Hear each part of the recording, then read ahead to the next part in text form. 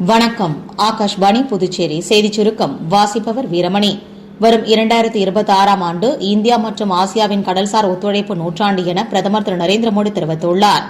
Malaysia தலைநகர் கோலாலம்பூரில் நடைபெற்று வரும் ஆசியான் இந்தியா உச்சி மாநாட்டில் மெய்நிகர் முறையில் அவர் உரையாற்றுகையில் இவ்வாறு தெரிவித்தார். இந்தியாவில் உற்பத்தி செய்யப்படும் காஃபி அனைத்து நாடுகளிலும் பிரபலமாகி வருவதாகவும் பல்வேறு நிறுவனங்களில் பணிபுரிவோர் தங்கள் பணியை துறந்து தற்போது காஃபி சாகுபடியின் மீதான ஆர்வத்தில் இத்துறையில் ஈடுபட்டுள்ளதாகவும் பிரதமர் திரு நரேந்திர மோடி பெருமிதம் தெரிவித்துள்ளார். நேற்று அகில இந்திய வானொலியில் 127வது மனதின் குரல் நிகழ்ச்சியில் நாட்டு மக்களிடையே உரையாற்றுகையில் அவர் இவ்வாறு கூறினார். ஸ்மார்ட் சிட்டி திட்டத்தின் கீழ் நகர சேவைக்காக புதுச்சேரி அரசு தனியார் பங்களிப்புடன் 25 பேருந்துகளை வாங்கியுள்ளது.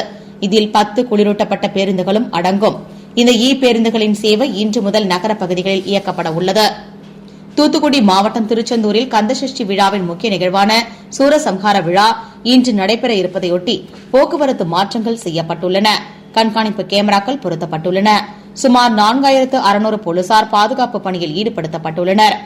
தென்கிழக்கு வங்கக்கடல் பகுதிகளில் நிலவிய காற்றழுத்த தாழ்வு மண்டலம் மேற்கு வடமேற்கு திசையில் நகர்ந்து வங்கக்கடல் பகுதியில் புயலாக வலுப்பெற்றுள்ளது.